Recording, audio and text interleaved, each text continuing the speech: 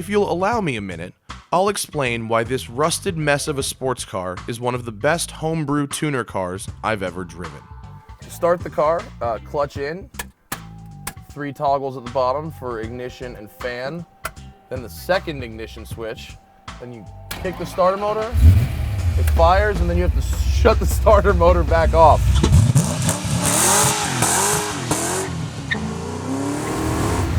Sounds like a 5-liter Mustang.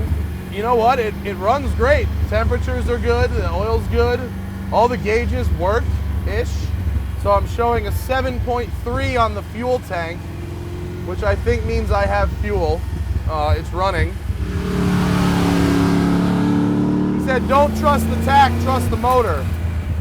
I'm not sure I trust the motor, but whoa! This thing is so sketchy.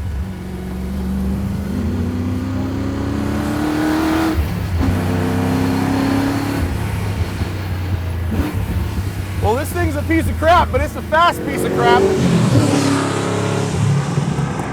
I tried to adapt as many of the stock instruments as I could. Unfortunately, the gas gauge was not adaptable. Well, it might have been adaptable, but I didn't want to figure out the resistances and how to wire it, so I just went to Harbor Freight, got a $7 multimeter, and hooked it in ohm style, you know? And that's hot rodding right there. You go to Michael's, you get some glow paint and a little brush. You go to Harbor Freight, you get some cheap multimeter. It's full, the gas gauge is full, or at 0, and it just gets higher in the numbers, and it fuel starves on left turns at about 70 ohms. It's a hot rod, and to get philosophical for a brief moment, what makes a hot rod? It has to have rebellion, in my opinion. And so there we have an offensive statement. And we also have free candy, which is, the cops don't like that one very much. And we also have pedo bear and a troll face. Basically, I didn't think it was making people angry enough. You know, you gotta troll on people with your car sometimes. And I think this has done a superb job now that I have jokes all over the thing.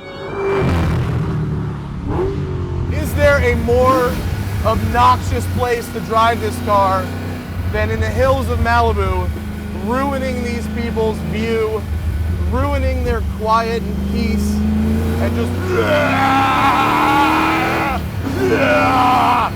with the ugliest, ricketiest, most obnoxious, best car ever.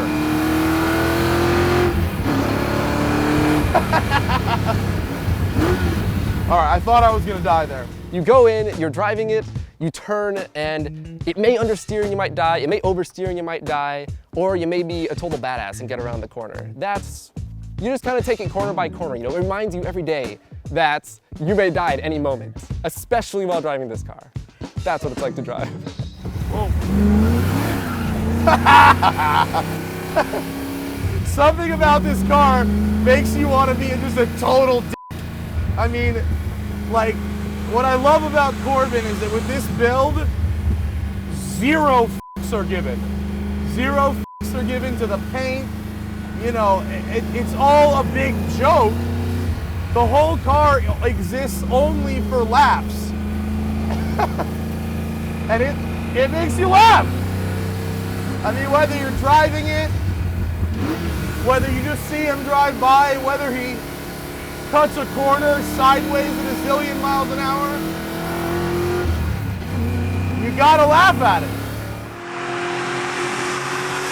I will say this, as an experience, as a car that will keep you engaged, whether you're sitting in traffic or on the canyons or on the highway, this does provide far more thrills per hour than, say, a Nissan GTR, which, when driven at the limit, is amazing.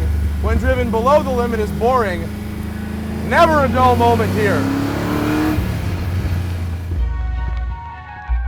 While yes, this car terrified me on camera, not for lack of capability, rather for the potentially dire consequences of an otherwise small accident, something happened over the course of our drive.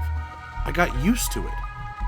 Once you know how to manhandle it, the Mazda moves out of scary, transitioning to a raw, sticky, and very capable Hoonmobile that would dominate a Lemons race, if only it were cheap enough. Cars are a reflection of their owners. Look at the Hennessy Venom GT. I mean, that thing is basically John Hennessy with 4 wheels.